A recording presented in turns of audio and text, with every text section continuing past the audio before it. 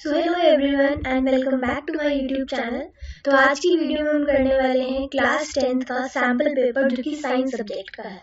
ये वही sample paper है जो सीबीएसई ने अपनी ऑफिशियल वेबसाइट पर डाला हुआ है और आपके स्कूल वालों ने आपको शायद इसको भेजा भी होगा। तो आज हम इसी एक्सप्लेनेशन इस वीडियो में करने वाले हैं। तो सबसे पहले मैं आपको कुछ बातें बता देती हूँ सैम्पल पेपर के बारे में। सबसे पहली बात तो ये कि ये सैम्पल पेपर देने का सीबीएसई वालों का एक मोटिव है कि ये पेपर उसी टाइप का पेपर है जैसा आपका टर्म 2 में आने वाला है। कि टर्म 1 में आपने जो पेपर दिया था वो एमसीक्यू बेस्ड पेपर था, उसमें एमसीक्यू वाले क्वेश्चंस थे। बट इस बार की जो पेपर है वो आपका सब्जेक्टिव है, आपको लिखकर उसको आंसर्स करने हैं। तो कुछ जनरल इंस्ट्रक्शन सबसे पहले उन्होंने अपनी पेपर में दिए हुए हैं। सबसे पहले इंस्ट्रक्शन दिया है कि ऑल क्वेश्चंस आर कंपलसरी, सारे क्वेश्चंस कंपलसरी हैं। अगर आपको अच्छे नंबर चाहिए तो आप सारे करो। सेकंड इंस्ट्रक्शन है द क्वेश्चन पेपर है 3 सेक्शंस। ऑफ कोर्स ही बात है, हर पेपर के 3 सेक्शन होते हैं, 3 से 4 होते हैं। तो इसके 3 सेक्शन है ए, बी और सी, जिसमें टोटल आपके 15 क्वेश्चंस है। सेक्शन ए में आपके 7 क्वेश्चंस हैं जो 2 मार्क्स ईच के हैं। सेक्शन बी में आपके 6 क्वेश्चंस हैं जो 3 मार्क्स ईच के हैं। और सेक्शन 3 में आपके 2 केस बेस्ड क्वेश्चन हैं जो कि आपके 4 मार्क्स के हैं। तो बेसिकली ये केस बेस्ड क्वेश्चंस क्या होते हैं, जो भी आपकी एनसीईआरटी में चैप्टर्स के बीच में साइड में बॉक्सेस बने हुए होते हैं और उन बॉक्सेस में जो भी इंफॉर्मेशन दी हुई होती है ये क्वेश्चंस उसी के ऊपर बेस्ड होते हैं, कहीं हवा में उड़े क्वेश्चंस आपके नहीं आते। लास्ट इंस्ट्रक्शन आपको दिया हुआ है कि internal choices are provided in some questions, कि मतलब आपको इंटरनल चॉइसेस दी हुई है। इंटरनल चॉइस का मतलब यहाँ पर ये है कि लास्ट टाइम जो आपने टर्म 1 का पेपर दिया था उसमें आपको ऑप्शन था कि आप 60 में से कोई 50 क्वेश्चन कर लो या 40 में से कोई 30 क्वेश्चन कर लो, समथिंग ऐसी कोई चॉइस आपको दी हुई थी। बट इस बार आपको ऐसी चॉइस नहीं दी हुई, आपको एक ही क्वेश्चन के 2 पार्ट्स दिए हुए हैं। मान लो ये क्वेश्चन है, क्वेश्चन नंबर 1, इसी के आपको 2 ऑप्शंस दिए हुए हैं, आपको दोनों में से कोई एक करना है। वहां पर पूरी ओवरऑल चॉइस ऐसी नहीं है कि आपको 7 में से 6 करने हैं, ऐसी कोई चॉइस आपके पास नहीं है।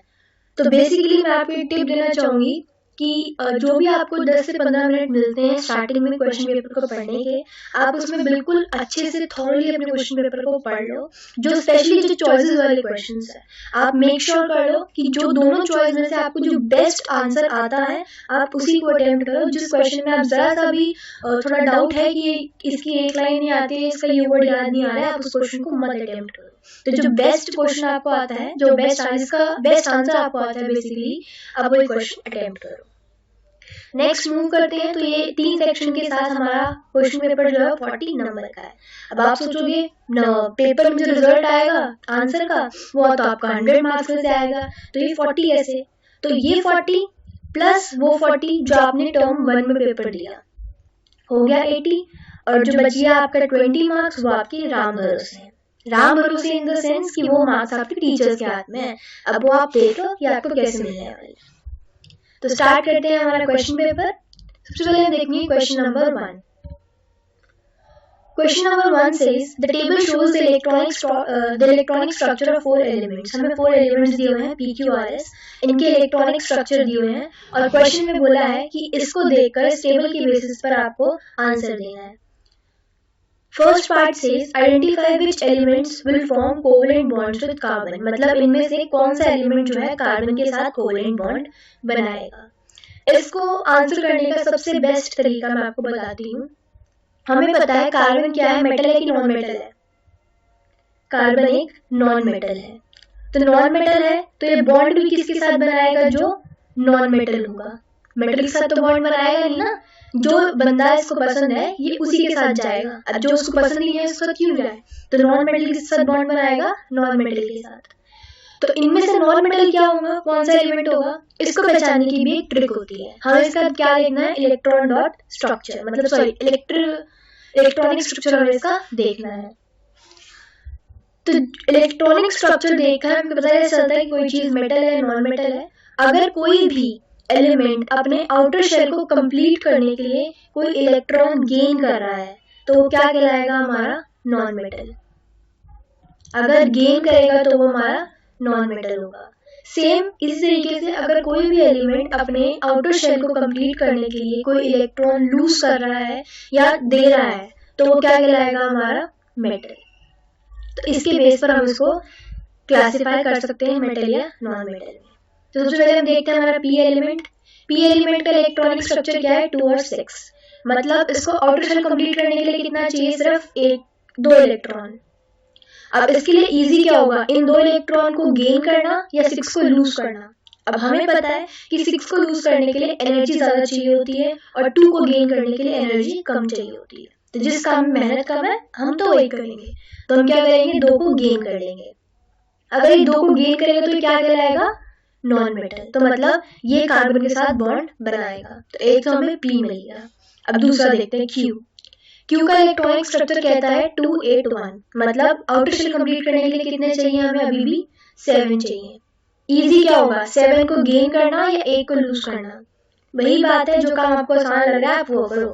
7 को गेन करने से अच्छा है 1 को लूज कर लो। अगर ये लूज करेगा तो ये क्या कहलाएगा हमारा, मेटल। तो मतलब ये तो भैया बॉन्ड नहीं बनाएगा, कार्बन इसको पसंद नहीं करता। नेक्स्ट हमारा आर। आर क्या कहता है, 287। मतलब आउटर शेल कंप्लीट करने के लिए कितना चाहिए, सिर्फ 1। तो इजी क्या है, 1 को गेन करना कि 7 को लूज करना, 1 को गेन करना। तो ये क्या कहलाएगा हमारा, नॉन मेटल। तो मतलब ये भी कार्बन के साथ बॉन्ड बनाएगा।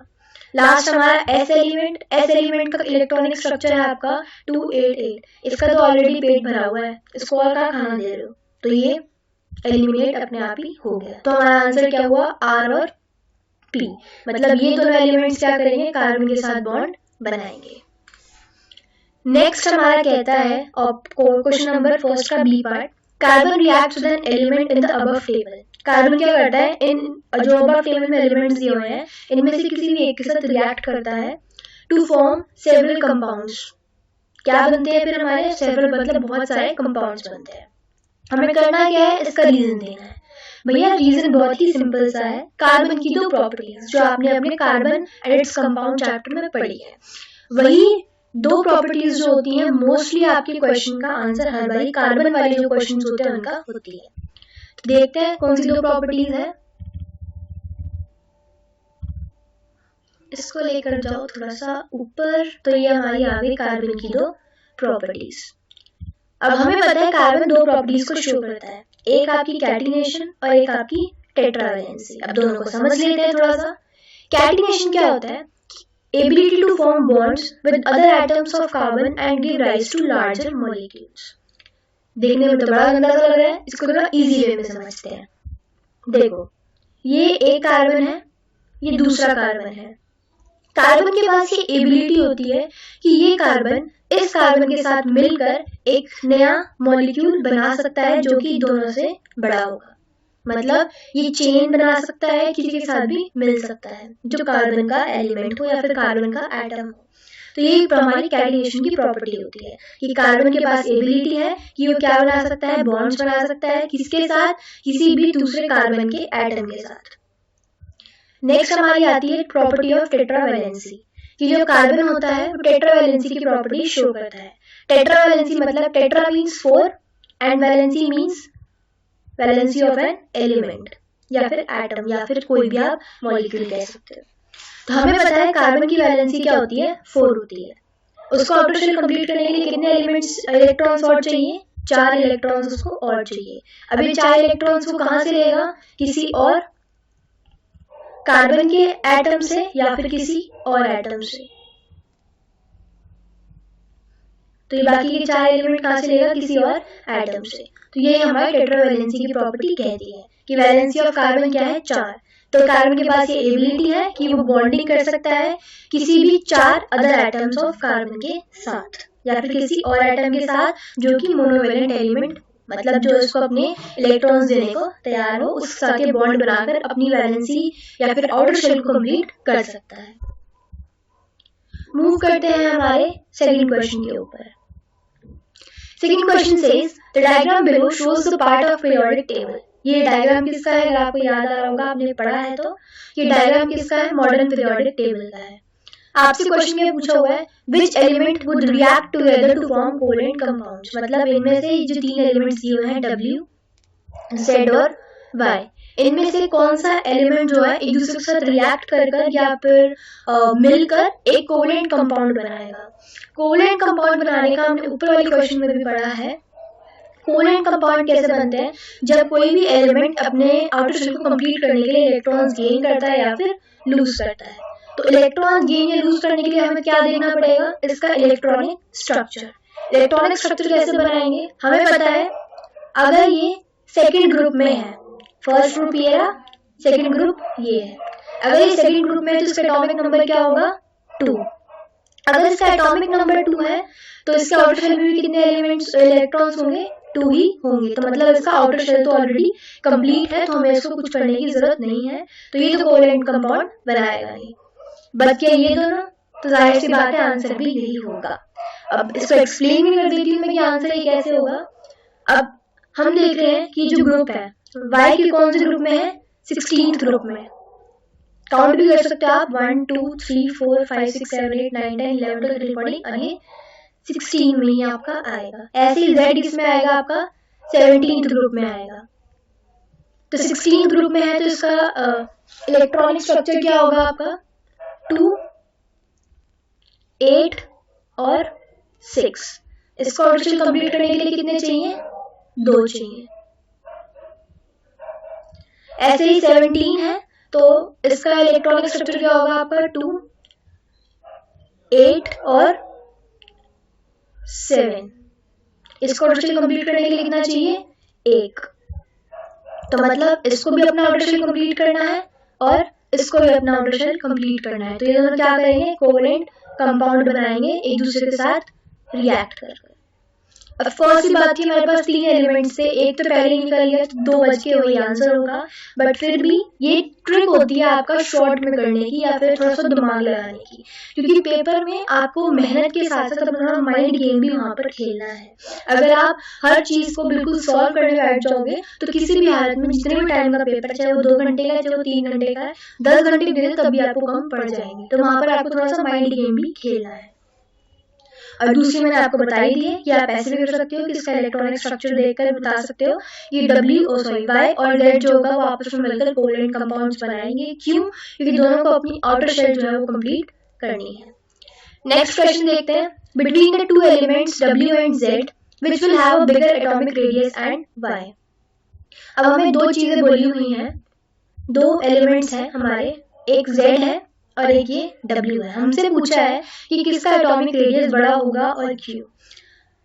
जो भी आपकी मॉडर्न पीरियोडिक टेबल की प्रॉपर्टीज हैं कि वैलेंसी क्या होती है लेफ्ट टू राइट जाने पर, टॉप टू बॉटम जाने पर, या एटॉमिक साइज में क्या फर्क पड़ता है, metallic property non metallic property में क्या फर्क पड़ता है, ये सारी चीजें आपकी पेपर के पर्सपेक्टिव से बहुत इंपॉर्टेंट होती है। इसमें से आपको 1 या 2 क्वेश्चन 101% आपको मिलता है और क्वेश्चन का टाइप भी यही होता है कि आपसे ये पूछा जाता है कि लेफ्ट टू राइट जाने पर आपकी इस प्रॉपर्टी पे क्या असर पड़ेगा या फिर टॉप टू बॉटम जाने पर आपकी इस प्रॉपर्टी पे क्या असर पड़ेगा। सेम चीज यहाँ पर आपसे पूछा है कि आपका एटॉमिक साइज पे क्या फर्क पड़ेगा W और Z में। अब हमें पता है कि जो मॉडर्न पीरियोडिक टेबल होती है उसकी एक प्रॉपर्टी होती है कि जब भी हम टॉप टू डाउन जाते हैं, टॉप टू बॉटम जाते हैं, तो जो एटॉमिक रेडियस होता है वो बढ़ता रहता है। क्यों? क्योंकि जो नंबर ऑफ शेल्स होते हैं वो बढ़ते रहते हैं। देखो W जो है वो सेकेंडली रो में है, रो 1 रो 2। Z क्या है? सेकेंड रो में है, तो इसका एटॉमिक साइज कंपैरेटिवली कम होगा। और जो W है वो आपका first second third fourth row में आपका W आ रहा है, तो इसका जो नंबर ऑफ शेल्स होंगे इसमें, जो नंबर ऑफ एटॉमिक रेडियस जो होगा बेसिकली आपका वो बड़ा होगा। क्यों? क्योंकि ज्यादा नीचे है और Z जो है वो ऊपर है। अगर हम नीचे जा रहे हैं तो ऑफ कोर्स इस बात से साइज बड़ा होता रहेगा, इसका साइज छोटा होगा इसके साइज से। नेक्स्ट हमारा third question, trace the path a male gamete takes to fertilize a female gamete after being released from the penis। Question में पूछा गया है कि पीनस से रिलीज होने के बाद जो मेल गैमेट है वो कैसे फर्टिलाइज होता है एक फीमेल गैमेट के साथ। तो बहुत ही सिंपल तरीके से एक सिंपल से फ्लो चार्ट के थ्रू हम इस क्वेश्चन को समझते हैं। हमें क्वेश्चन में क्या बोला हुआ है कि हमें क्या बताना है, पाथ बताना है कि जो मेल गैमेट का होता है किसके लिए, फर्टिलाइजेशन के लिए। हमें पता है male gamete travels to female gamete reproductive track after being release. जब वो कहाँ से रिलीज होता है, पीनस से रिलीज होता है, तो कहाँ जाता है, फीमेल रिप्रोडक्टिव ट्रैक में जाता है। तो यहीं से हमारा जो उसका पाथ होता है वो शुरू हो जाता है। सबसे पहला पाथ आपका क्या होता है कि जो मेल गैमेट होता है वो कहाँ से ट्रैवल करता है, it travels through the cervix. Female reproductive part का सबसे पहला पाथ जो होता है एक मेल गैमेट के लिए वो आपका सर्विक्स होता है। सर्विक्स के बाद वो जाता है आपकी वजाइना में। वजाइना में जाने के बाद वो आपका यूट्रस में जाता है। यूट्रस उसको कहाँ ट्रांसफर कर देता है, आपकी फेलोपियन ट्यूब्स में। और फेलोपियन ट्यूब में क्यों क्या करता है, फ्यूजन करता है या फिर फर्टिलाइजेशन का जो प्रोसेस होता है वो आपकी फेलोपियन ट्यूब में ही होता है। तो फेलोपियन ट्यूब में ही क्या होता है, आपका फ्यूजन होता है फीमेल गैमेट का किसके साथ, मेल गैमेट के साथ, क्या बनाने के लिए, जाइगोट। तो ये एक बहुत ही सिंपल और शॉर्ट ट्रिक थी आपका ये, जिससे आपको बहुत ही क्लियरली पता चल जाएगा कि क्या आपका पाथ होता है फर्टिलाइजेशन का। मैं आपको यही एडवाइस दूंगी कि अगर आपका पेपर में क्वेश्चन आता है इस टाइप का तो आप इसी टाइप का पहले एक फ्लो चार्ट बना दें, फिर उसी को एक एक लाइन में आप एक्सप्लेन कर दें कि जैसे male gamete travels through cervix, after going into cervix it then transfers to vagina, after going to vagina it then goes to the uterus, uterus passes it to fallopian tube and in fallopian tube it fuses with the female gamete to form zygote। इसी तरीके से आप इसको एक एक line में explain कर दें। 101% आपको फुल नंबर मिलेंगे अगर आप कोई एक लाइन छोड़ भी देते हो या आपका कुछ पॉइंट इसमें मिस भी हो जाता है। क्यों? क्योंकि जो साइंस के पेपर्स होते हैं इसमें बेस्ट तरीका होता है आपका नंबर गेन करने का कि आप कुछ भी चीज, कोई भी आंसर को डायग्राम्स और फ्लो चार्ट के थ्रू एक्सप्लेन कर कर आओ, तो आपके नंबर और अच्छे मिलते हैं क्योंकि पेपर जो होता है वो प्रेजेंटेबल होता है। देखने वाला चाहे आपका आंसर पढ़े ना पढ़े, आपका डायग्राम और फ्लो चार्ट देखकर पता चल जाता है कि हाँ भाई बच्चे को आंसर आता है। तो ये आपका था path of male gamete. Move on करते हैं हमारे नेक्स्ट क्वेश्चन पर। Next question says state the number of sets of chromosomes present in zygote. Chromosomes किसके पूछे हैं, जाइगोट की। हमें पता है एक ह्यूमन बॉडी में कितने क्रोमोसोम्स होते हैं, 23 पेयर होते हैं। ये आपके पेयर्स में होते हैं, सिंगल नहीं होते हैं। सिंगल क्रोमोसोम्स आपके कितने हो गए, 23 पेयर है, तो जो कि आपके हो गए 46, 23 + 23 46। ये आपके ह्यूमन बॉडी में क्रोमोसोम्स होते हैं, पर हमसे पूछा है किसमें है, जाइगोट में। तो एक जाइगोट जो होता है बहुत ही छोटा सा एक सीड टाइप स्ट्रक्चर होता है जाइगोट का, तो उसमें कितने होंगे, सिर्फ 2 क्रोमोसोम्स होंगे। एक जो आपका मेल से आया है और एक जो आपका फीमेल से आया है, जो बनकर उसका जाइगोट का जेंडर है वो डिसाइड हुआ है, दैट इज XX और XY। तो यही क्रोमोसोम्स जो होते हैं वो एक जाइगोट में होते हैं। जब वो जाइगोट एक पूरे ह्यूमन में या फिर एक पूरे बेबी में डेवलप हो जाता है तो फिर उसमें 23 पेयर ऑफ क्रोमोसोम्स आ जाते हैं। नेक्स्ट क्वेश्चन हमारा है question number 4। Rajesh observed a patch of greenish black powdery mass on a stale piece of bread. देखो भैया, राजेश एक बहुत ही ऑब्जर्वेंट इंसान है, बहुत ही अच्छा इंसान है जिसने एक ब्रेड के पीस को देखकर उस पर इतनी ऑब्जर्वेशन कर ली है, वरना हमारे जैसे जो वेले लोग होते हैं वो उसे उठा के फेंक देते हैं। बट कोई नहीं, अगर उसने ऑब्जर्वेशन करी है तो कुछ उसने क्वेश्चंस पूछे हैं जिसके आपको आंसर देने हैं। तो बेसिकली इसका आपको रियल लाइफ एग्जाम्पल मैं आपको देती हूँ। जैसे कि अगर एक ब्रेड है तो कुछ टाइम के लिए अगर आप छोड़ दो और वो बासी हो जाती है तो उसमें कुछ ग्रीन ग्रीन ब्लैक ब्लैक से कलर की जम जाती है, एक परत टाइप जम जाती है, एक कुछ डिपॉजिट हो जाता है उस पर, जिसको हम इंग्लिश में शायद आप फुई या इंग्लिश कह रहे, सॉरी हमारी नॉर्मल लैंग्वेज में उसको फुई लगना या समथिंग ऐसे कुछ कहते हैं।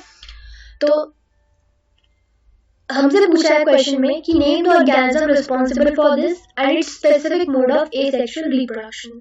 ये कौन से ऑर्गेनिज्म की वजह से ये जो पैच बना है ग्रीन और ब्लैक कलर का वो बना है, और कौन सा मोड ऑफ रिप्रोडक्शन ये यूज करता है अपने आप को रिप्रोड्यूस करने के लिए।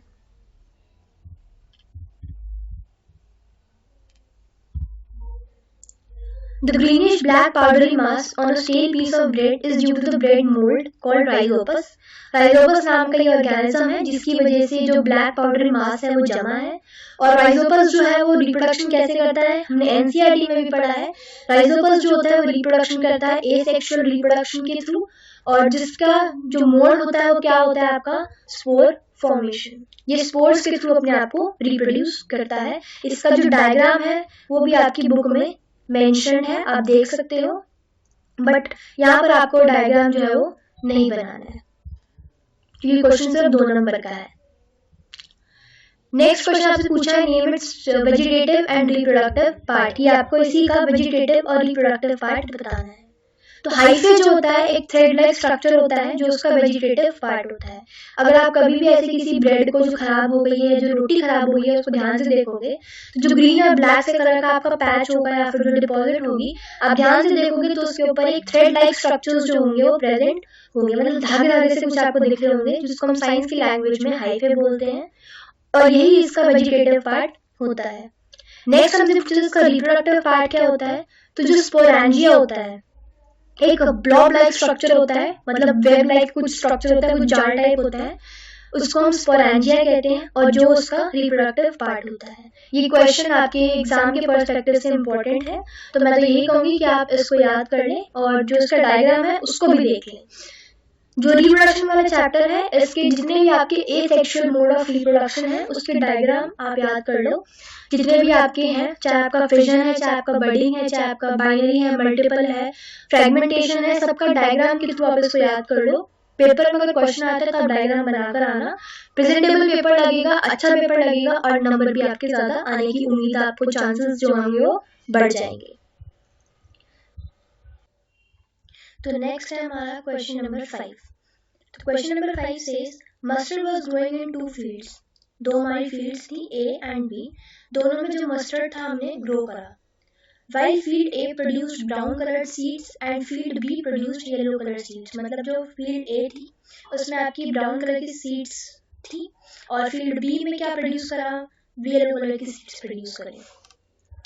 It was observed that in field A, the offspring showed only the parental trait for the consecutive generations, मतलब एक के बाद एक जितनी भी जनरेशंस आपकी आई सबके जो ऑफस्प्रिंग्स थे उन्होंने सिर्फ वही कैरेक्टरिस्टिक्स शो करी जो आपकी पेरेंटल ट्रेट थी, मतलब जो भी पेरेंटल ट्रेट्स थे, जो पेरेंट्स में ट्रेट्स थे वही आपके ऑफस्प्रिंग्स में आए, कोई नई जो वेरिएशन थी वो उसमें नहीं आई। Whereas in field B, majority of offsprings showed a variation in progeny, मतलब जो फील्ड बी थी उसमें जो भी प्रोजेनीज थी या जो भी ऑफस्प्रिंग्स या जो भी नेक्स्ट जनरेशन आई थी उसमें काफी सारी वेरिएशंस हमें देखने को मिल गई। क्वेश्चन में पूछा क्या है कि क्या रीजन हो सकता है इसका, तो देखते हैं इसका आंसर। सबसे पहले हम देखते हैं कि पॉलिनेशन क्या होता है। Pollination is a method of sexual reproduction in plants. Pollination क्या होता है, प्लांट्स में सेक्सुअल रिप्रोडक्शन का एक मेथड होता है जहां पर पॉलन ग्रेन्स क्या करते हैं, स्टिक हो जाते हैं एंथर से स्टिग्मा तक। Anther of one plant are transfer to stigma of one plant. ये पॉलन ग्रेन्स जो होते हैं वो ट्रांसफर होते हैं कहाँ पे, एंथर पे, एंथर से स्टिग्मा पर। अब हो सकता है ये एक ही प्लांट के दोनों पार्ट्स हों, मतलब एक ही प्लांट का एंथर से स्टिग्मा पर जाए या फिर किसी और प्लांट के एंथर से किसी और प्लांट के स्टिग्मा पर जाए। तो ये दो टाइप की पॉलिनेशन हमारे होते हैं।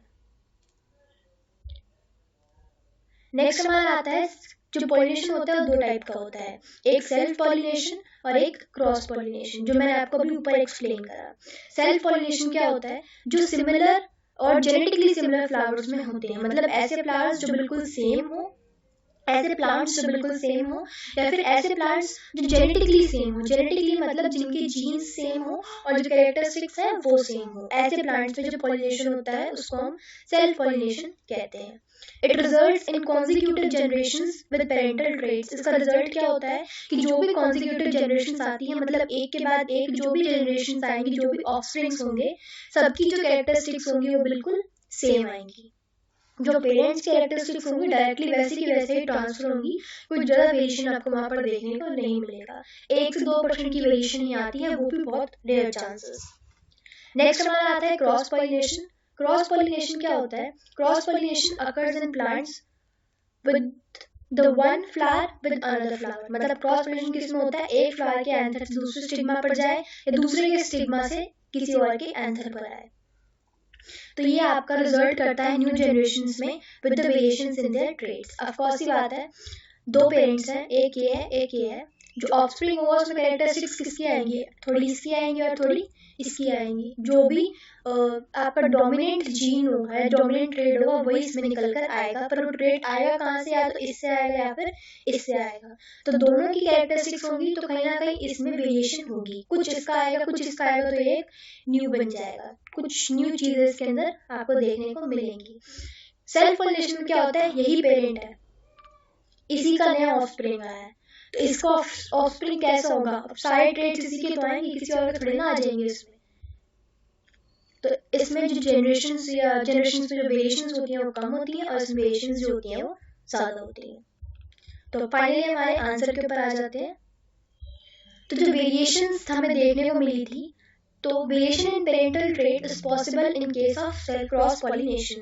वेरिएशन कब आएंगी, सिर्फ क्रॉस पॉलिनेशन में आएंगी and not in self pollination. Self pollination में मैंने आपको बताया कि 1 से 2% की वेरिएशन आती है, वो भी बहुत रेयर केस में, क्योंकि एक ही पेरेंट उसमें इन्वॉल्व होता है, एक ही प्लांट होता है। In field A since the offspring showed same parental trait, question में ये चीज बोली हुई है जैसे कि आप यहाँ देख सकते हो, ऑफस्प्रिंग ने क्या करा, सिर्फ पेरेंटल ट्रेट शो करा। क्यों करा, क्योंकि वहां पर सिर्फ सेल्फ पॉलिनेशन हुआ, इसलिए उसने पेरेंटल ट्रेट ही शो करा। जो फील्ड बी थी वहां पर क्या हुआ कि डिफरेंट पेरेंटल ट्रेट उसने शो करा, ये चीज आप क्वेश्चन में यहाँ पर बोली हुई है। Whereas in B field B, majority of offsprings showed variation in progeny. Variations क्यों शो करी इन्होंने, क्योंकि वहां पर क्या हुआ, क्रॉस पॉलिनेशन हुआ, इसलिए उसने वेरिएशंस जो थी वो शो कर दी। यही आपको रीजन यहाँ पर देना है। नेक्स्ट क्वेश्चन है आपका 5th का ही और वाला पार्ट। पेपर में आपको कोई एक करना है, या तो आपको ये करना है या आपको ये करना है, बट क्योंकि मैं आपको एक्सप्लेन कर रही हूँ आंसर, तो मैं आपको दोनों के आंसर ही एक्सप्लेन कर दूंगी।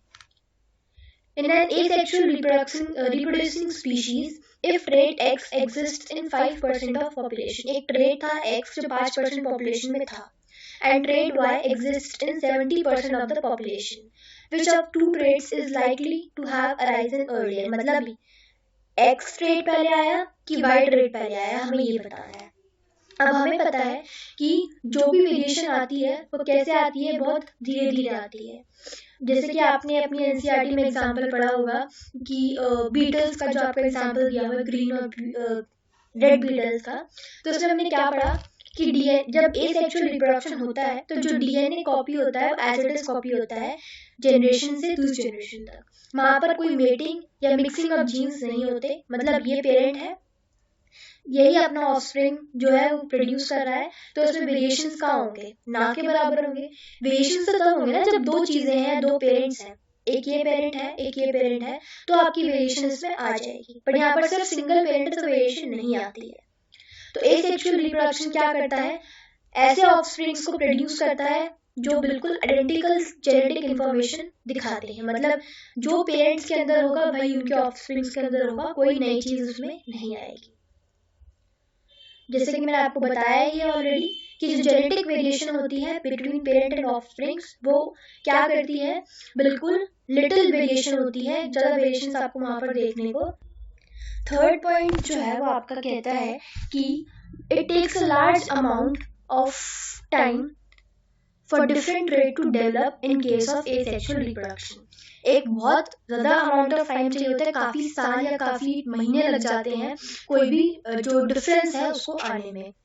और डिफरेंस आता भी किस वजह से है, आपने अपने चैप्टर में रीजंस पढ़े हुए हैं। जेनेटिक ड्रिफ्ट हो सकता है, कोई नेचुरल ड्रिफ्ट हो सकता है, जिसकी वजह से आपका जो वेरिएशंस होते हैं वो आते हैं, तो टाइम लग जाता है इसमें आने में। उसके बाद आपका ये एसेक्सुअल रिप्रोडक्शन है। एसेक्सुअल रिप्रोडक्शन में क्या होता है, एक ही आपका पेरेंट है, उसी ने बिल्कुल अपने दो पार्ट कर कर एक ये ऑफस्प्रिंग बन गया, एक ये ऑफस्प्रिंग बन गया। नेक्स्ट जो आपके दो नए ऑफस्प्रिंग्स बने थे, अगर वो नेक्स्ट जनरेशन बनाएंगे तो कैसे बनाएंगे, बिल्कुल इसी की जैसा आइडेंटिकल। इनमें जीन्स क्या होंगी, इनकी कैरेक्टरिस्टिक्स क्या होंगी, जो बिल्कुल इसमें थी, इनकी कैरेक्टरिस्टिक्स क्या होंगी जो बिल्कुल इसमें थी। कोई चेंज जो है अब आपका यहाँ पर नहीं आता। Hence, if trait exists in 70% of the population, अगर कोई ट्रेट 70% ऑफ द पॉपुलेशन में है तो ऑफकोर्स ये बात है ये पहले आया होगा तभी इतना ज्यादा फैल चुका है, तो it would have arisen earlier as it would have replicated over more number of generations. मतलब ज्यादा जनरेशन में रेप्लिकेट हुआ है, मतलब इससे इसमें हुआ है, फिर इससे इसमें हुआ है, इससे इसमें हुआ है, तभी जाकर 70% पॉपुलेशन में फैल गया है। तो ऑफकोर्स सी बात है यही पहले आया होगा। तो हमारा इसका आंसर क्या हुआ, ट्रेड वाई जो है वो पहले आया है, क्योंकि वो ज्यादा पॉपुलेशन में फैल चुका है।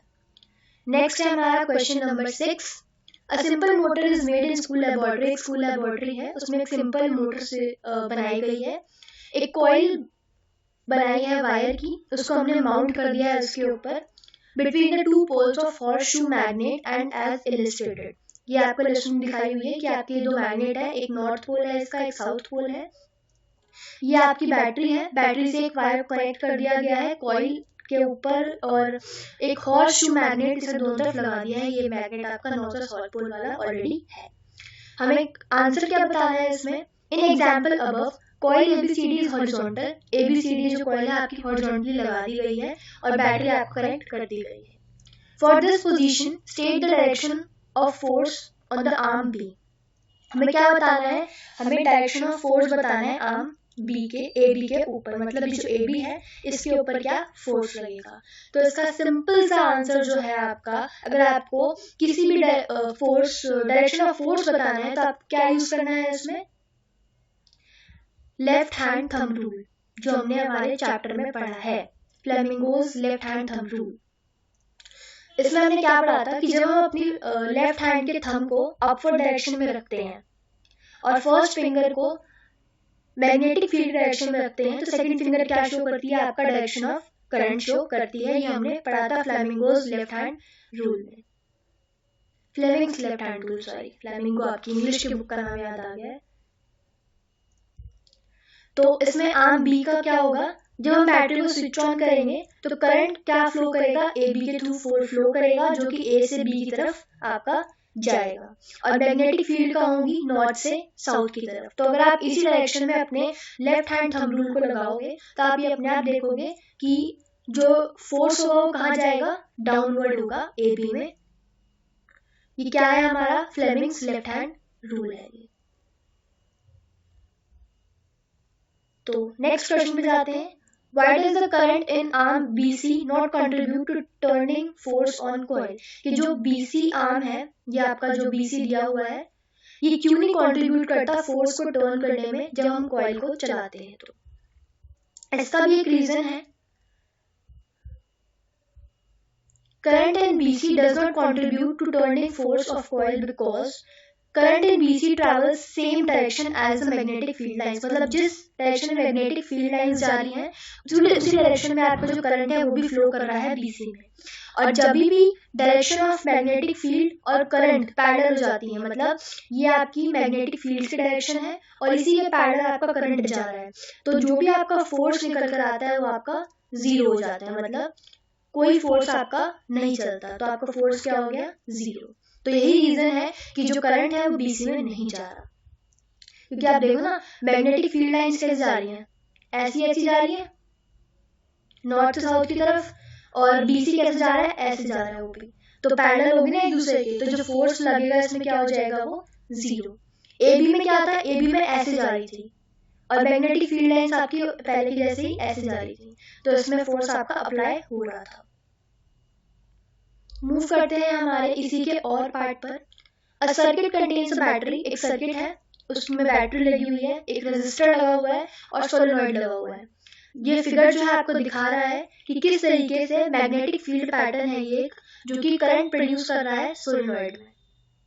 हमें बताना क्या है, state how the magnetic field pattern indicates region where the magnetic fields are stronger. कि हमें बताना क्या है कि ये पैटर्न कैसे इंडिकेट कर रहा है उन रीजन्स को, उन जगहों को जहां पर जो मैग्नेटिक फील्ड है वो स्ट्रॉन्गर है।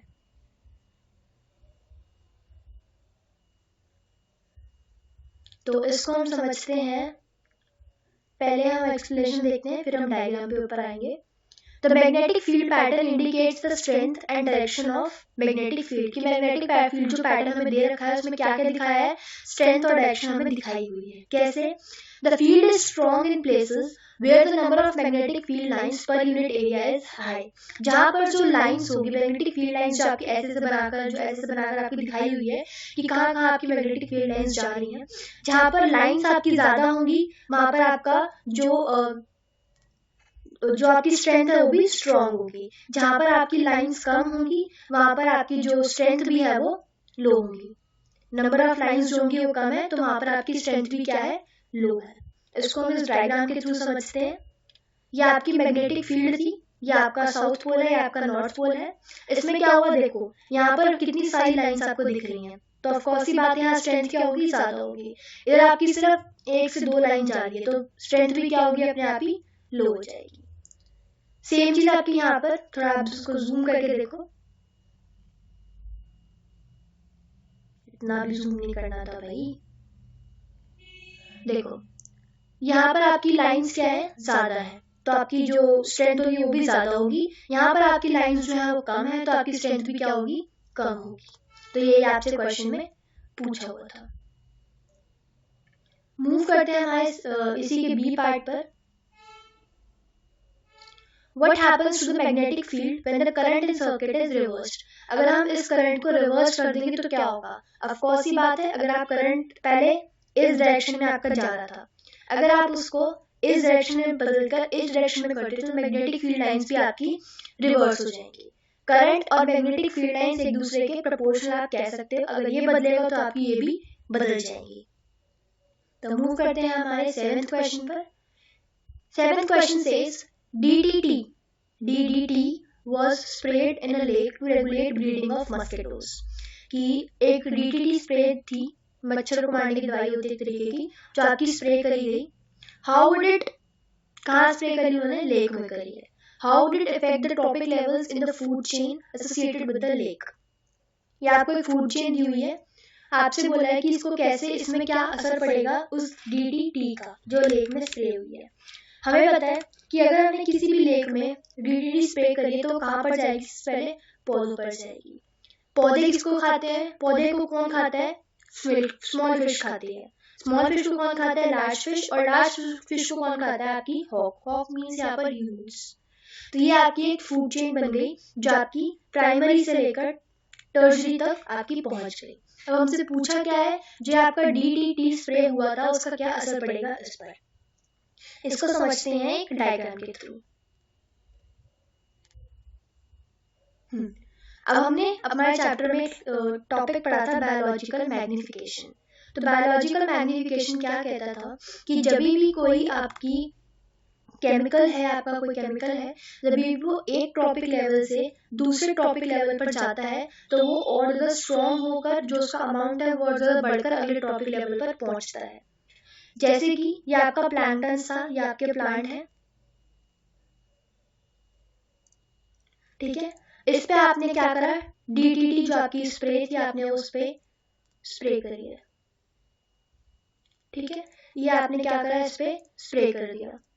इसमें कितना केमिकल गया, 2 ppm का केमिकल गया। इसको किसने खाया, आपकी स्मॉल फिशेस ने खाया।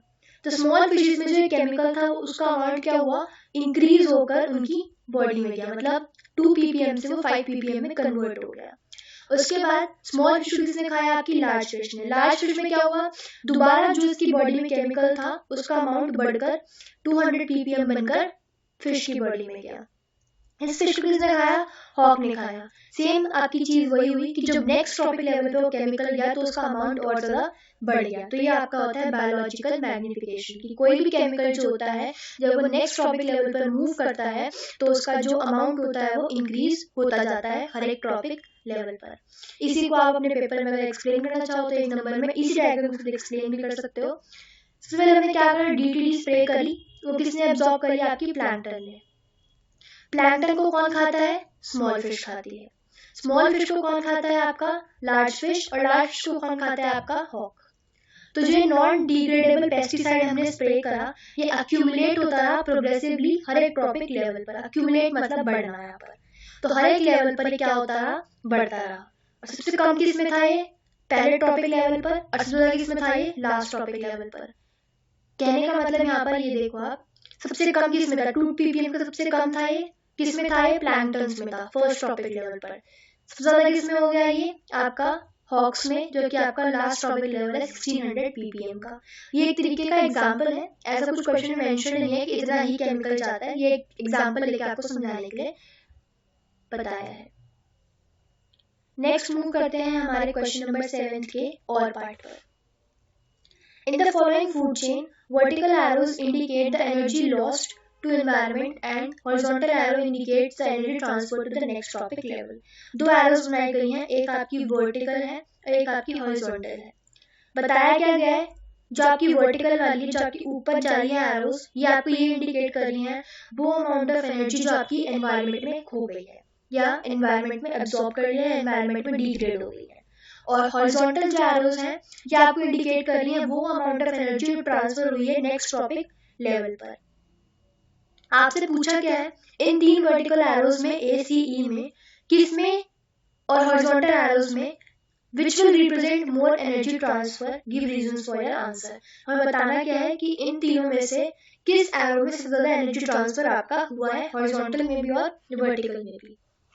अब देखो एनर्जी ट्रांसफर का हमने एक सिंपल सा टॉपिक पढ़ा था 10% लॉ। अगर आपको याद होगा तो ये 10% लॉ क्या कहता है, 10% लॉ कहता है आपका कि जो भी आपकी एनर्जी ट्रांसफर होती है एक टॉपिक लेवल से दूसरे टॉपिक लेवल पर, तो वो कितनी ट्रांसफर होती है, सिर्फ 10% ही एनर्जी आपकी ट्रांसफर होती है। बाकी की जो 90% होती है वो कहाँ चली जाती है, हीट बनकर एनवायरनमेंट में डिकम्पोज हो जाती है, एनवायरनमेंट में चली जाती है। ये आपका 10% लॉ है। तो अगर मैं आपको एग्जांपल लूं, ऑलरेडी यहाँ पर बहुत सारे कलर्स हो गए हैं, एक रेनबो हम दोबारा बना देते हैं। अगर मैं आपको एग्जांपल लूं कि मान लो ग्रीन प्लांट्स में जो एनर्जी सबसे पहले हमारी क्या होती है, सन से एनर्जी लेता है, कौन लेता है, ग्रीन प्लांट्स। सन के पास एनर्जी थी 10,000 की, 10,000 की एनर्जी थी। प्लांट से जब भी एनर्जी ली तो इनको कितना मिला, सिर्फ इसका 10% मिला, मतलब 1 0 हटा दो पीछे से, सिर्फ 1000 एनर्जी इनको मिली। बाकी की 90% जो थी वो कहाँ चली गई, एनवायरनमेंट में चली गई। नेक्स्ट हमारा क्या, इस 1000 को मतलब इस प्लांट को जब डियर ने खाया तो इसमें कितनी थी, 1000 एनर्जी थी, तो इसकी कितनी जाएगी, सिर्फ 10% एनर्जी जो होगी वो डियर में जाएगी, बाकी जो 90% होगी वो कहाँ चली जाएगी, एनवायरनमेंट में। तो मतलब 1000 का 10% कितना हुआ आपका 100, तो डियर में कितना गया आपका, सिर्फ 100। इस डियर को जब टाइगर ने खाया तो उसमें कितना गया, डियर का जो एनर्जी था उसका सिर्फ 10%, मतलब सिर्फ 10। तो ये हमारा होता है 10% लॉ कि जैसे जैसे आपका जो एनर्जी का ट्रांसफर होता रहता है नेक्स्ट टॉपिक लेवल पर, तो 90% जो एनर्जी होती है वो आपके एनवायरनमेंट में चली जाती है, जो 10% होती है सिर्फ वही आपके ट्रांसफर नेक्स्ट टॉपिक लेवल पर होती है। तो अब इसके बेस पर बता सकते हो कि किसमें सबसे ज्यादा एनर्जी ट्रांसफर हुआ है। तो मूव करते हैं नेक्स्ट क्वेश्चन पर। तो फाइनली हमारे 2 मार्क्स वाले सारे क्वेश्चंस कंप्लीट हो चुके हैं। अब हमारा आया है सेक्शन नंबर बी, जो कि आपका 3 मार्क्स ईच के क्वेश्चंस है इसमें। तो देखते हैं question number 8। Choose an element from the period 3 of modern periodic table that matches the description below in each instance. Give reasons for your choice. हमें क्या करना है, जो मॉडर्न पीरियोडिक टेबल है उसका आपको पीरियड 3 देखना है और जो डिस्क्रिप्शन दिया हुआ है इस डिस्क्रिप्शन में जो आपको बेस्ट फिट एलिमेंट लगे पीरियड 3 में से आपको उसको बताना है। इसके लिए आपको फर्स्ट 20 एलिमेंट्स जो है टिप्स के ऊपर याद होने चाहिए, जो आपका हाइड्रोजन, हीलियम, लिथियम से लेकर आपका कैल्शियम, पोटेशियम तक है, वो 20 एलिमेंट्स आपको टिप्स पर याद होने चाहिए। क्योंकि सीबीएसई वालों को पता है कि इतनी बड़ी टेबल जो है बच्चा याद नहीं कर सकता, तो वो सिर्फ आपसे 20 एलिमेंट्स तक के क्वेश्चन ही पूछता है पेपर में। तो स्टार्ट करते हैं। सबसे पहला हमारा इसमें बोला हुआ है it has similar structure to diamond, मतलब ऐसा एलिमेंट जिसका सिमिलर स्ट्रक्चर हो किससे, डायमंड से। हमें पता है डायमंड क्या है, डायमंड जो है वो आपका कार्बन का एक एलोट्रोप या फिर कार्बन की एक फॉर्म है। तो मतलब इन शॉर्ट हम एक ऐसा एलिमेंट ढूंढ सकते हैं जो कार्बन से मैच करे। तो इसके लिए देखते हैं हमारी मॉडर्न पीरियोडिक टेबल। तो ये हमारी मॉडर्न पीरियोडिक टेबल। इसका जो ग्रुप 3 है, पीरियड 3 है, हमें पता है इसमें 8 एलिमेंट्स होते हैं, sodium, magnesium, aluminium, silicon, phosphorus, sulphur, chlorine, argon.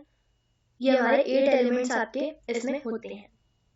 पूछा क्या था, ऐसा एलिमेंट जो डायमंड के जैसा हो, या फिर डायमंड किसका एलोट्रोप है, कार्बन का, तो ऐसा एलिमेंट जो आपका कार्बन के जैसा हो।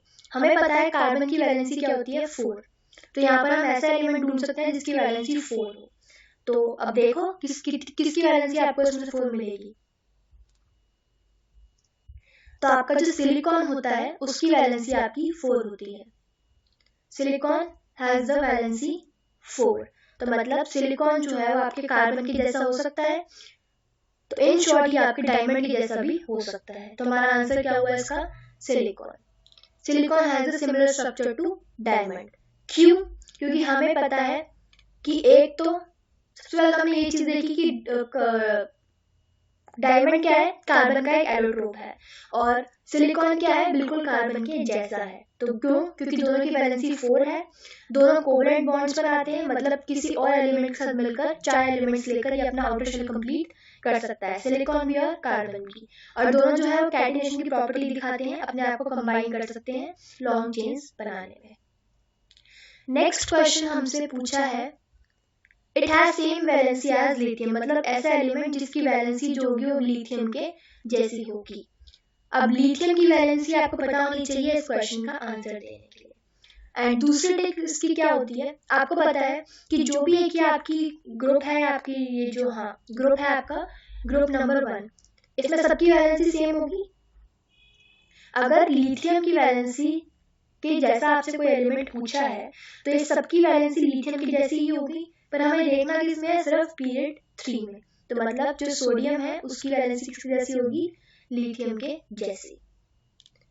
नेक्स्ट क्वेश्चन आपसे पूछा है, it has variable valency and is a member of oxygen family group 16, मतलब 16th ग्रुप का मेंबर है ये ऑक्सीजन फैमिली का। सिंपल सी बात है, ग्रुप 16 देखो, ग्रुप 16 आपका कौन सा है, आपका यहाँ पर सल्फर। तो यही आपका आंसर हो गया, एज सिंपल एज दैट। मैंने आपको अभी बताया, आपको माइंड ट्रिक खेलनी है पेपर में। इतना बड़ा क्वेश्चन पढ़ने के बाद आप हिल जाओगे कि वेरिएबल वैलेंसी किसकी हो सकती है, सोचने बैठ जाओगे 5-10 मिनट के लिए, जो आपका टाइम वेस्ट हो जाएगा। बट लास्ट में लाइन में सिंपल लिखा हुआ है कि ये क्या है, एक ऑक्सीजन फैमिली का मेंबर है और ग्रुप 16 से बिलोंग करता है। सीधे हम क्या करेंगे, ग्रुप 16 को देखेंगे, जो एलिमेंट उसमें होगा उसी को ही हमारा आंसर बना देंगे। तो मूव करते हैं हमारे 9th क्वेश्चन के ऊपर। So question number 9 says, how many isomers are possible for the compound with the molecular formula C4H8 and draw the electron dot structure of branch chain isomer। अब हमें पूछा गया है कि कितने आइसोमर्स पॉसिबल हो सकते हैं C4H8 के, और इसका हमें क्या बनाना है, इलेक्ट्रॉन डॉट स्ट्रक्चर हमें बनाना है। तो देखते हैं हमारे नेक्स्ट क्वेश्चन को।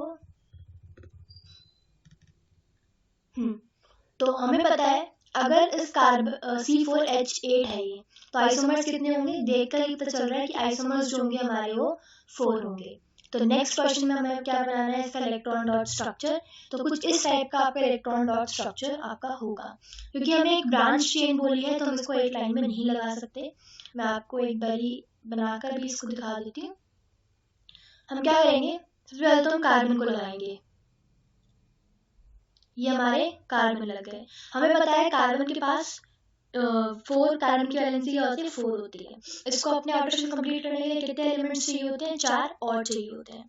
पहले इस कार्बन को देखते हैं कि कार्बन क्या करेगा, 2 ये इससे ले लेगा, कितने बच गए इसके, और कितने चाहिए, 2 चाहिए।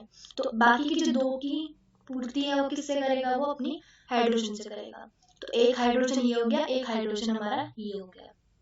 दूसरा, इस कार्बन को 2 इससे मिल गए, एक इससे ले लेगा, और बाकी का एक किससे लेगा, एक जो हमारा तीसरा वाला, चौथा वाला सॉरी कार्बन, क्योंकि C4 था ना, 3 हम ऑलरेडी कार्बन लगा चुके हैं, चौथा हमने इसके नीचे एक ब्रांच लगा दी। तो इस कार्बन की भी पूर्ति हो चुकी है। बचाइए, इसको एक किससे मिल गया, बाकी के 3 कहाँ से मिलेंगे, जो इसका दूसरा फ्रेंड है हाइड्रोजन, बाकी का हाइड्रोजन इसको दे देगा।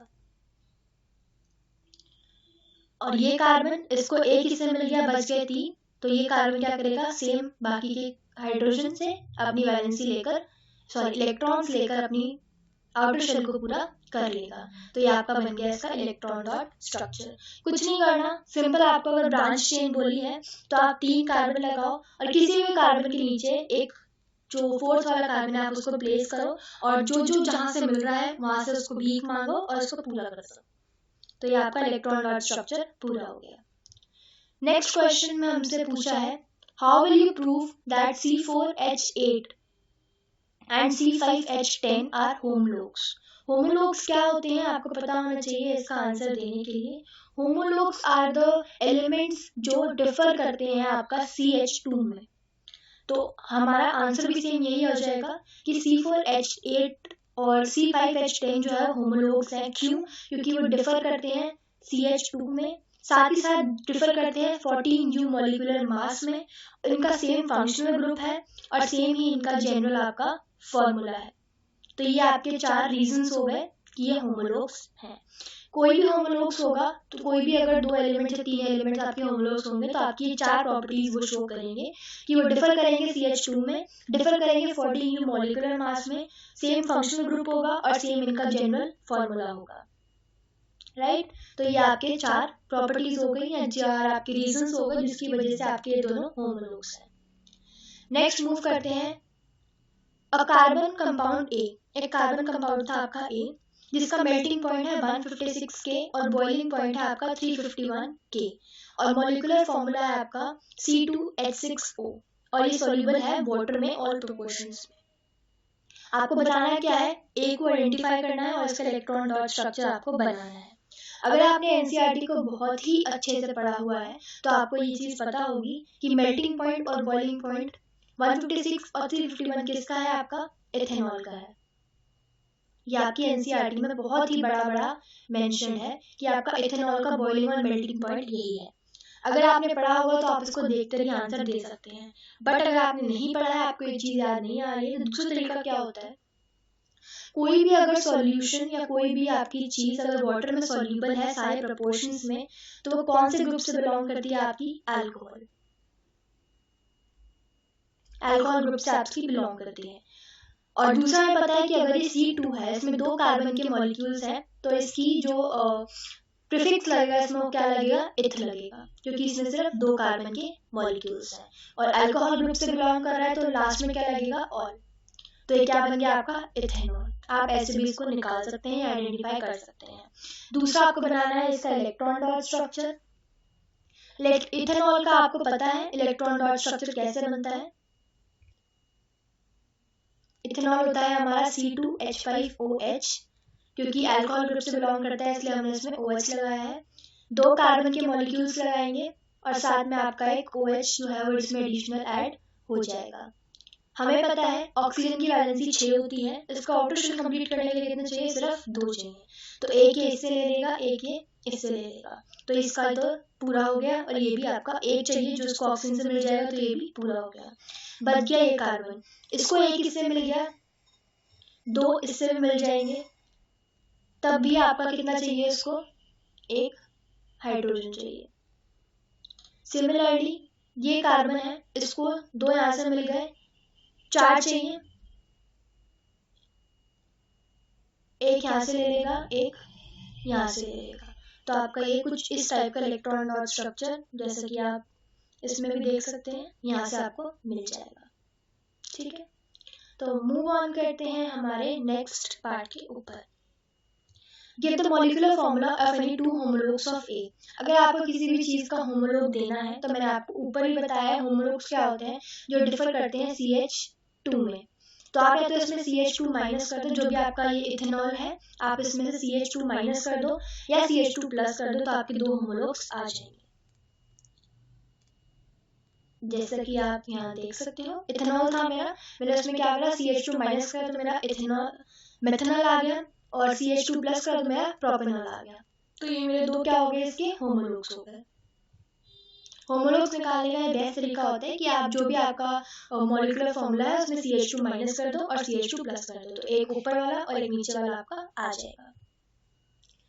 नेक्स्ट हमारा है question number 10, 2 pea plants, one with round and yellow seeds RRYY, another with wrinkled green seeds small y, produce F1 progeny that have round yellow seeds। मतलब जो भी आपका डोमिनेंट होगा दोनों में वही आपका निकल कर आएगा, जो कि आपका राउंड और येलो था।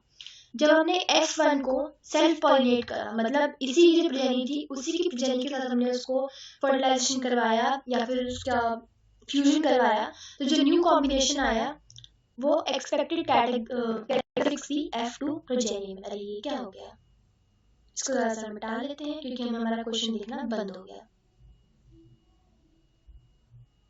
बड़ा जिद्दी है तो मिट भी नहीं रहा है, मिट गया। चलो मूव ऑन करते हैं हमारे नेक्स्ट क्वेश्चन के ऊपर। How many combination with these new combinations of characters will be produced when a total 160 seeds are produced? अब हमसे पूछा है कितने combinations आएंगे, इन combinations में कितनी seeds होंगी वो निकलेंगी, या combinations होंगे वो निकलेंगे जब 160 seeds होंगी प्रोड्यूस होंगी हमारी F2 जनरेशन में। हमें इसका आंसर देना है विद रीजन। तो देखते हैं, इसके लिए सबसे पहले आपको क्या करना है, डाई हाइब्रिड क्रॉस आपको बनाना पड़ेगा, जो आपको बनाना आना चाहिए। हमारे दो क्रॉस होते हैं, एक आपका होता है मोनो हाइब्रिड क्रॉस जिसमें हम सिर्फ एक कैरेक्टरिस्टिक देखते हैं, तो आप सीड का शेप देख लो, राउंड है या रिंकल्ड है, तो ये आपका मोनो हाइब्रिड क्रॉस जिसमें आप सिर्फ एक कैरेक्टरिस्टिक देख रहे हो। दूसरा आपका आता है डाई हाइब्रिड क्रॉस जिसमें आप दो कैरेक्टरिस्टिक्स देखते हो, जैसे कि यहाँ पर है शेप ऑफ सीड भी है राउंड एंड रिंकल्ड और कलर ऑफ सीड भी है येलो और ग्रीन। जब आप इसका डाई हाइब्रिड क्रॉस बनाओगे तो आपका कुछ इस तरीके की कॉम्बिनेशन आपको मिल जाएंगे। ये आपने एनसीईआरटी में पढ़ा होगा और बनाया होगा, तो सेम वही चीज आपको यहाँ पर बनानी है। बस थोड़ा सा डिफरेंस आपसे पूछा हुआ है कि ये आपके कॉम्बिनेशन आए थे कि 9 कॉम्बिनेशन थे राउंड और येलो के, 3 कॉम्बिनेशन थे आपके राउंड और ग्रीन के, 3 कॉम्बिनेशन थे रिंकल्ड और येलो के, और एक आपका कॉम्बिनेशन था रिंकल और ग्रीन का। अब इसमें से टोटल सीरीज कितनी निकली थी हमारी, 160 निकली थी। तो हमें निकालना है, कहता है कितने कॉम्बिनेशन आपके बनेंगे। तो कॉम्बिनेशन निकालने के लिए हम क्या करेंगे, जो भी हमारा रेशियो आया है इस रेशियो को मल्टीप्लाई करेंगे 160 से, जो हमारा टोटल सीड्स क्वेश्चन में मेंशन है, और डिवाइड कर देंगे जो हमारी टोटल रेशियो आई है दैट इज 16 से।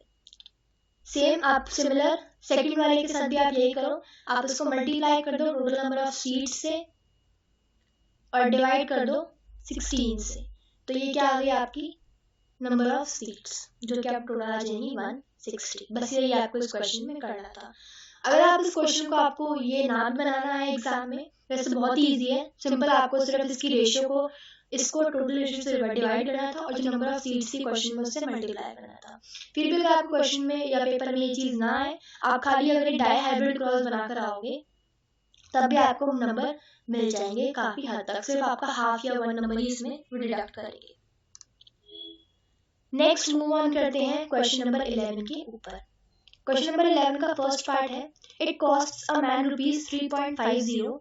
एक मैन है उसको 3 रुपए लग रहे हैं, 3.50 लग रहा है, to buy 1 kilowatt of electrical energy from the main electricity board, कि इसको 1 किलोवाट ऑफ एनर्जी कितने में मिल रही है, इतने में। His generator has a maximum power of 2 kilowatt. इसका जनरेटर जिसकी इतनी पावर है, The generator produces energy at this maximum power for 3 hours, और इस पावर पर कितने घंटे वो काम कर लेता है, सिर्फ 3 घंटे। Calculate how much it would cost to buy the same amount of energy from the main electricity board। इतनी ही amount of energy जो प्रोड्यूस कर रहा है उसको अगर हम इलेक्ट्रिसिटी बोर्ड से खरीदे तो उसके कितने पैसे उसको खर्च करने पड़ेंगे।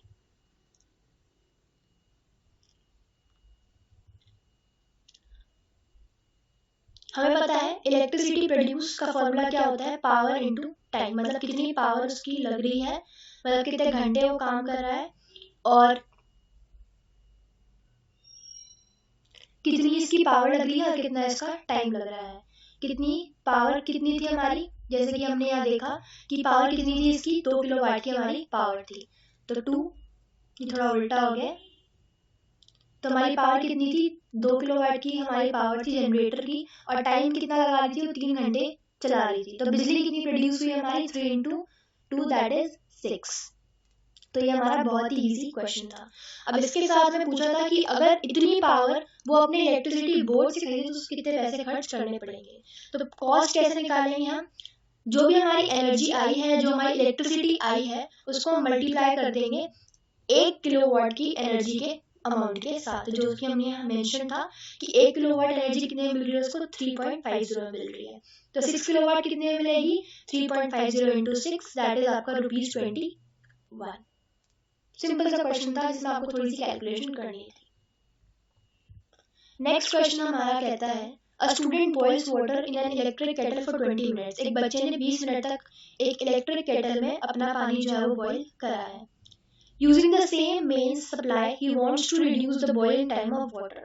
सेम जो आपकी सप्लाई आ रही है इलेक्ट्रिसिटी की, उसी के साथ क्या करना चाह रहा है, बॉइलिंग टाइम को रिड्यूस करना चाह रहा है। बड़ा ही आपका दिमागदार बच्चा है, बहुत ही एक्सपेरिमेंट करना चाह रहा है ये। To do so, should he increase or decrease the length of heating element, कि मतलब कि इसको ऐसा करने के लिए क्या अपनी हीटिंग एलिमेंट की लेंथ को बढ़ाना चाहिए या घटाना चाहिए, आपको जस्टिफाई करना है अपने आंसर को। तो देखते हैं इसका answer. To reduce the boiling time, अगर उसको बॉइलिंग टाइम कम करना है सेम अमाउंट ऑफ उसके साथ मेन सप्लाई के साथ, तो उसको क्या करना पड़ेगा, the rate of production should be large, जो रेट ऑफ हीट प्रोड्यूस हो रही है उसको बड़ा करना पड़ेगा। अगर हीट ज्यादा होगी सप्लाई की तो जो बॉइलिंग टाइम होगा वो अपने आप ही कम हो जाएगा। We know that P equals to V upon R। Power क्या होती है, वोल्टेज अपॉन में रेजिस्टर। तो हमारा जो V होता, सॉरी करंट अपॉन रेजिस्टर, तो हमारा V क्या होता है, कांस्टेंट होता है, और R क्या, जो हमारा R है उसको हमें कम कर देना चाहिए। तो R जो होता है डायरेक्टली प्रोपोर्शनल होता है लेंथ के, तो अगर हम R कम कर रहे हैं तो हमें हमारी लेंथ भी कम करनी पड़ेगी। इसके लिए आपको ये फॉर्मूला याद होना चाहिए और ये पता होना चाहिए कि कौन किसके साथ डायरेक्टली और इनवर्सली प्रोपोर्शनल है। हमें पता है हमारा R किसके साथ प्रोपोर्शनल होता है, डायरेक्टली लेंथ के साथ। अगर हम R बढ़ा रहे हैं तो लेंथ भी बढ़ानी है, R घटा रहे हैं तो हमारी जो लेंथ है वो भी हमें घटानी है। तो R क्या करना पड़ेगा, हमें कम करना पड़ेगा ताकि जो रेट ऑफ सप्लाई है हीट का, प्रोडक्शन का, वो कम हो जाए। हीट प्रोडक्शन कम हो जाएगा तो आप बॉइलिंग टाइम भी अपने आप ही कम हो जाएगा। तो इन शॉर्ट हमें यहाँ पर लेंथ डिक्रीज करनी है हमारे टाइम ऑफ बॉइलिंग को बढ़ाने के लिए, घटाने के लिए या बढ़ाने के लिए, जो भी आपसे क्वेश्चन में पूछा है। नेक्स्ट आपका क्वेश्चन नंबर 12 है जो आपका सर्किट से है। बहुत ही सिंपल क्वेश्चंस लगते हैं आपको, सिंपल आपको पैरेलल सीरीज और जो आपकी सीरीज है आपको उनको सॉल्व करना है, आंसर निकालना है। In the above circuit if the current reading ammeter is 2A, ammeter का आपको रीडिंग दिया हुआ है 2A का, what would be the value of R1, R1 की आपको जो वैल्यू है वो निकालनी है, इसकी वैल्यू आपको निकालनी है। अब आपको पता है ये तीनों क्या है, पैरेलल में है, तो मतलब इसको अगर हम निकालेंगे तो कैसे निकालेंगे आप इसको, 1/5 पैरेलल सीरीज का सॉल्व करते हैं, 1/R1 1/R2 और 1/R3 होता है। सेम चीज हम यहाँ पर करेंगे, तीनों को फ्रैक्शन में लेके हम प्लस कर लेंगे। ये तो आपकी पैरेलल सीरीज हो गई सॉल्व। हमसे पूछा गया है, हमसे इस R1 की वैल्यू पूछी है, तो देखते हैं।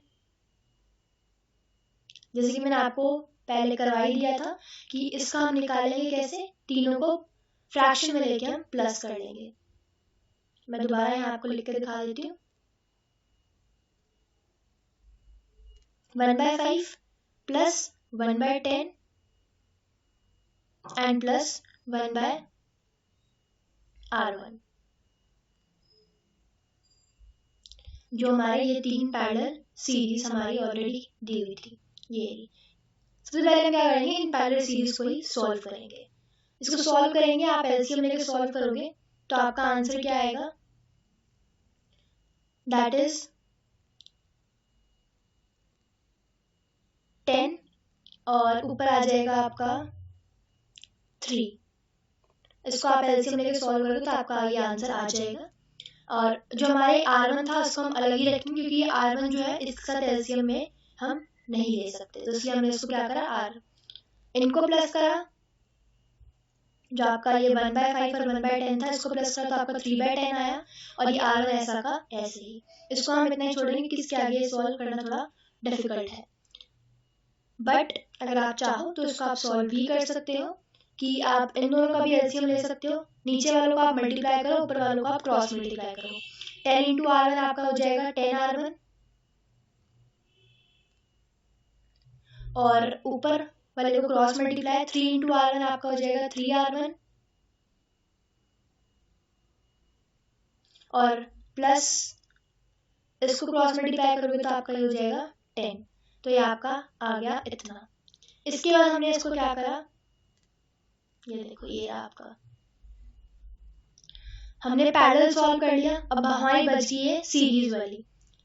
एक ये हो जाएगा और ये जो हमने एक इसकी सीरीज बन गई ये और एक ये, इन तीनों को हम प्लस कर लेंगे। सिंपल सीरीज सॉल्व करने का सिंपल तरीका होता है तीनों को आप लाइन से ही प्लस कर दो। तो हमने क्या करा, इस 6 को और जो हमारा ये वाला आया है ये, इसको हमने तीनों को प्लस कर दिया। तीनों को प्लस करा तो हमारी ये एक इक्वेशन यहाँ पर बन गई। इक्वेशन बनने के बाद हमने क्या करा, हमें पता है v equals to I into R होता है। आर हम ऑलरेडी यहाँ पर निकाल चुके हैं और जो हमारा i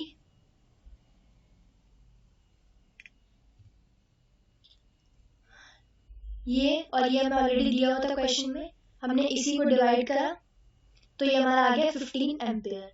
एक इक्वेशन हमारी ये बन गई, एक इक्वेशन हमारी ये बन गई। दोनों इक्वेशन को जब हमने डिवाइड करा तो हमारा आंसर क्या आ गया, ये। आप इसको एक बार देख लो और फॉर्मूला डाल के सॉल्व कर लो। बहुत ही इजी क्वेश्चन है। यहाँ पर थोड़ा आपको डिवीजन का जो साइन है वो आपको इस तरीके का दिख रहा है, अपॉन में नहीं दिख रहा है, इसलिए आपको थोड़ी कंफ्यूजन हो सकती है। बट जिस तरीके से मैंने आपको ये और ये समझाया है, आप इतना सॉल्व करने के बाद इन दोनों को अगर डिवाइड करोगे तभी आपका आंसर बिल्कुल करेक्ट आ जाएगा, दैट इज 30 ओम। अगर आप इसको सॉल्व कर लेना, अगर आपको ये फिर भी कोई डाउट लगे तो आप नीचे कमेंट सेक्शन में इसको कमेंट कर देना, मैं इसको दोबारा आपको अच्छे से एक्सप्लेन कर दूंगी। But first you have to try it yourself. जितना मैंने एक्सप्लेन करा है डिट्टो आपको ऐसे ही करना है, जस्ट आपको लास्ट में इसको और इसको डिवाइड कर देना है, आपका ऑटोमेटिकली आंसर आ जाएगा। नेक्स्ट हमारा है calculate total resistance of circuit and find total current in the circuit. हमें क्या करना है, टोटल रेजिस्टेंस निकालनी है इसकी और टोटल करंट फाइंड करना है जो इस पूरे सर्किट में हमारा जा रहा है। इसके लिए आपको जो है करंट का फॉर्मूला पता होना चाहिए और पता होना चाहिए कि आपको पैरेलल और सीरीज वाली जो आपकी ये रेजिस्टेंस होती है इसको आप प्लस कैसे करेंगे। देखते हैं इसको। सबसे पहला हमारा क्या था, ये 7, 10, 6 और 4, ये हमारे 4 रेजिस्टेंस यहाँ पर हमें एज इट इज दिए हुए हैं, ये आपका क्वेश्चन है, ठीक है। नेक्स्ट सबसे पहले हम क्या करेंगे, हमें पता है ये और ये सीरीज में है और सीरीज वाले को हम प्लस कैसे करते हैं, दोनों को डायरेक्टली आप प्लस करो, 6 और 4 10, तो ये आपका 10 आ गया। Similar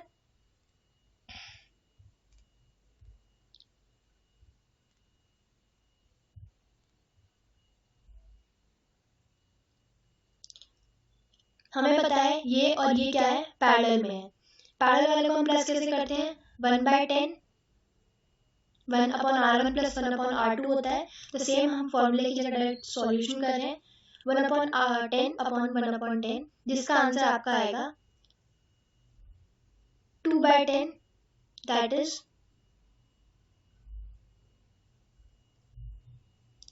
that is 5। तो आपको इसकी सीरीज, इसका रेजिस्टेंस क्या आ गया आपका 5। अब हमें पता है ये और ये किस में है, सीरीज में है, पैरेलल में है। ऑफ कोर्स ये सारे किस में है, दोनों किस में है, सीरीज में है। सीरीज वालों को कैसे प्लस करेंगे, R1 plus R2, that is 7 + 5 12।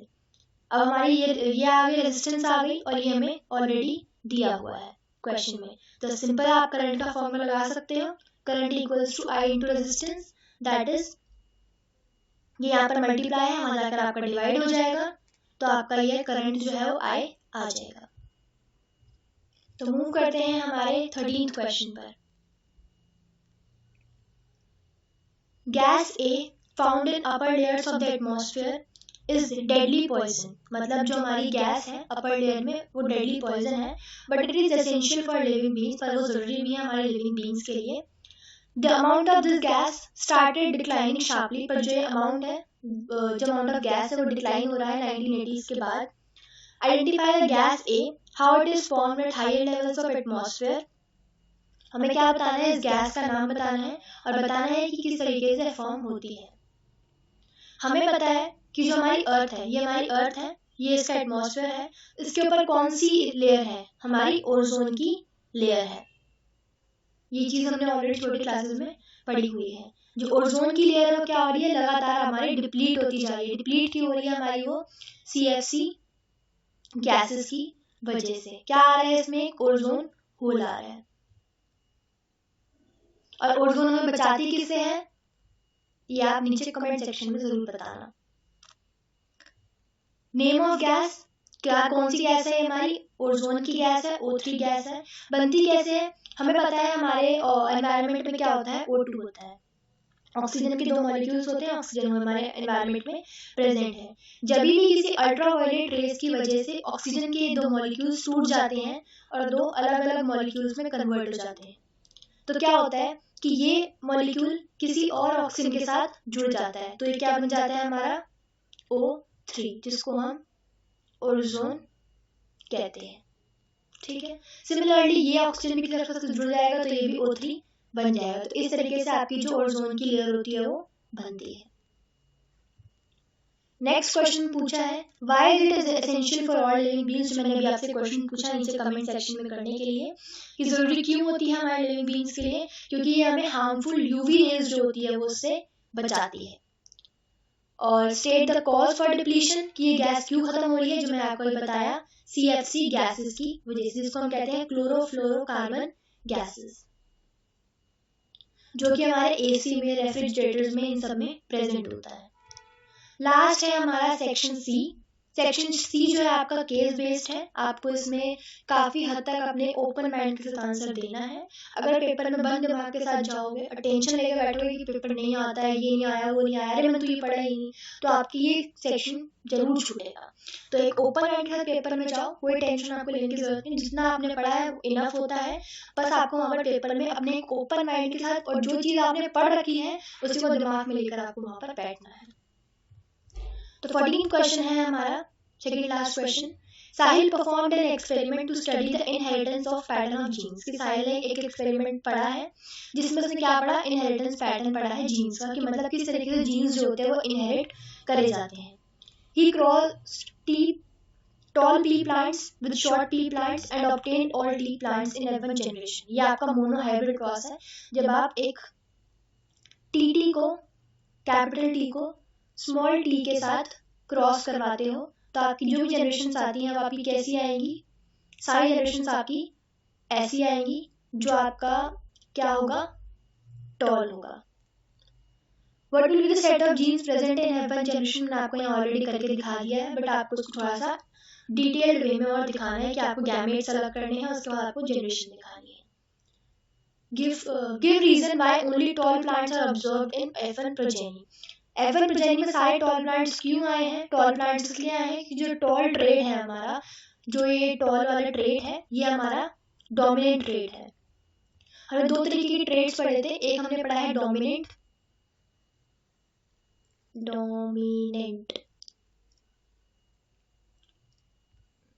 तो इसकी स्पेलिंग जरा आप देख लेना, DOMINANT।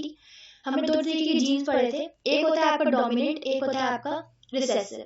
रिसेसिव जीन्स कौन से होते हैं, रिसेसिव जीन्स वो होते हैं जो आपके हिडन होते हैं, मतलब जो छुप जाते हैं, जो अपने आप को एक्सप्रेस नहीं कर पाते। जैसे कि फॉर एग्जांपल एक क्लास में 2 तरीके के बच्चे होते हैं। दिमाग हर बच्चे के पास होता है, पर जो बच्चा अपने आप को एक्सप्रेस करने में अच्छा है, जो बच्चा बोलने में अच्छा है, वो क्या करता है, डोमिनेंट होता है। वो अपने आंसर को बहुत इजीली और बहुत जल्दी और बहुत तेज आवाज के साथ टीचर को बता देता है। पर दूसरा जो बच्चा होता है जो थोड़ा धीरे बोलता है, जिसके पास इतना कॉन्फिडेंस नहीं है, जो चुप रहता है थोड़ा सा, वो क्या करता है, भले ही उसको आंसर आता हो पर फिर भी वो चुप बैठा रहता है। तो क्या होता है, वो अपने ट्रेड को छुपा के रखता है, वो हिडन होता है। तो जो बच्चा नहीं बोल पाया वो क्या है, वो रिसेसिव जीन है। जो बच्चा बोल गया वो क्या है, वो डोमिनेंट जीन है। तो सेम रीजन आपको यहाँ पर देना है कि जो टॉल प्लांट हमने ऑब्जर्व करा वो क्यों ऑब्जर्व करा, क्योंकि जो टॉल वाला ट्रेट था वो क्या है, एक डोमिनेंट है, जो कि रिसेसिव के ऊपर एक्सप्रेस अपने आप को कर पाया। C part says when F1 plants were self-pollinated, a total 800 plants were produced। कि जब हमने इसी को self-pollinate करा तो आपके 800 plants बने। How many of these would be toll, medium, height, short plants, कि मतलब बताना है इसमें कौन टॉल होंगे, मीडियम होंगे और शॉर्ट होंगे. Give the genotype of second generation. Similarly आपको यहाँ पर जो है वो दोबारा से आपको F1 जनरेशन का एक, F2 जनरेशन का एक आपको क्रॉस बनाकर आपको दिखाना है, जैसा कि आपने एनसीईआरटी में अपनी बना रखा है. हमने ऐसा ही क्वेश्चन एक ऊपर भी करा था.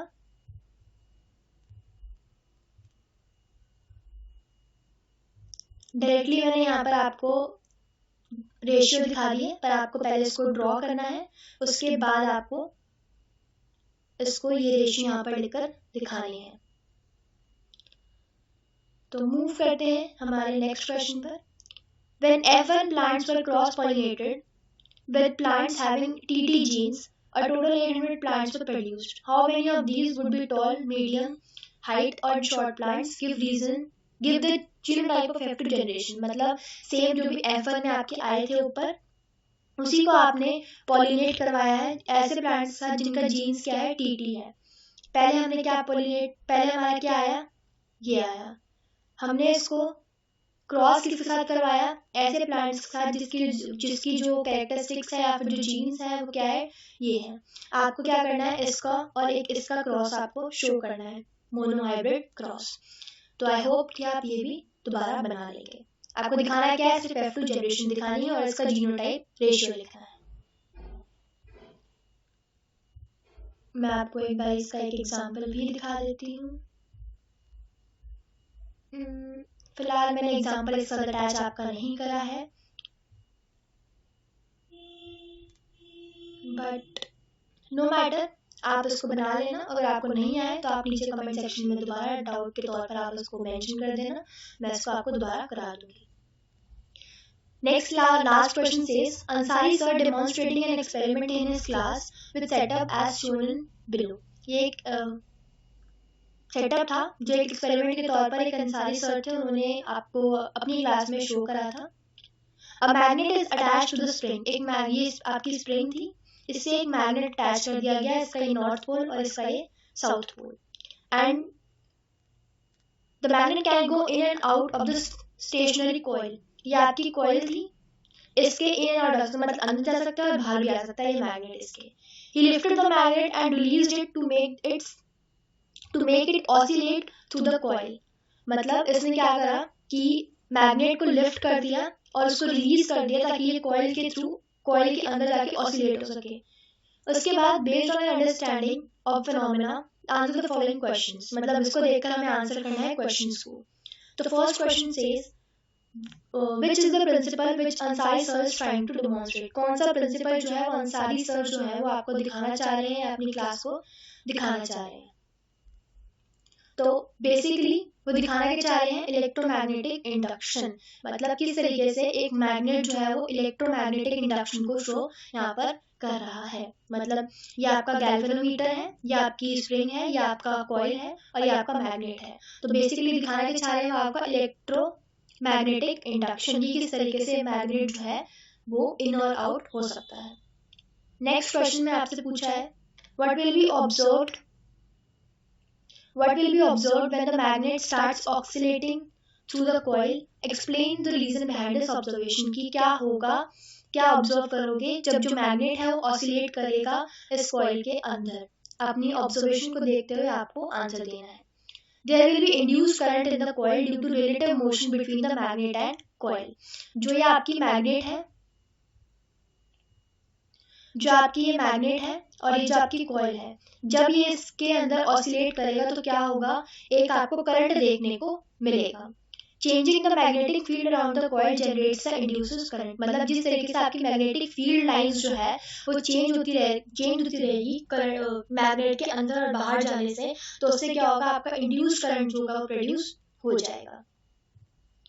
नेक्स्ट आपसे सी पार्ट में पूछा है, Consider the situation where the magnet goes in and out of the coil. मतलब कंसीडर करो कि ये मैग्नेट जो है वो इन और आउट जा रहा है इस कॉइल के.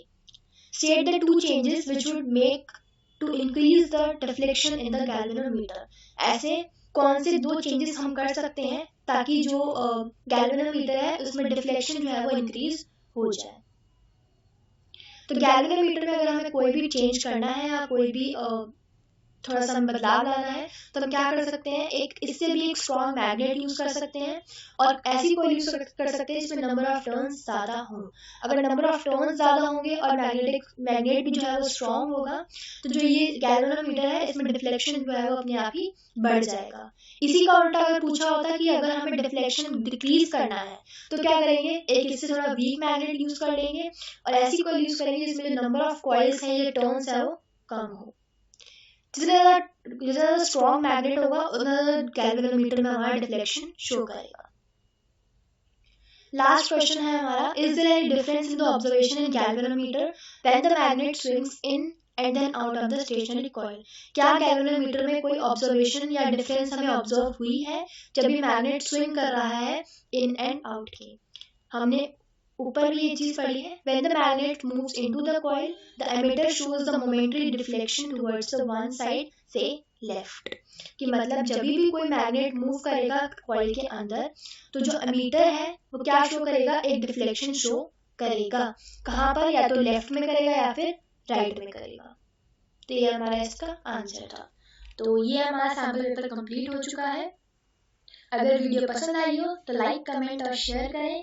कोई डाउट हो तो आप उसको कमेंट में मेंशन कर सकते हैं और इसके अलावा भी अगर आपको कोई भी डाउट हो, कुछ पूछना हो या फिर आपको किसी चीज़ का आंसर देना हो तो भी आप नीचे कमेंट सेक्शन में उसको मेंशन कर सकते हैं। Hope you like the video.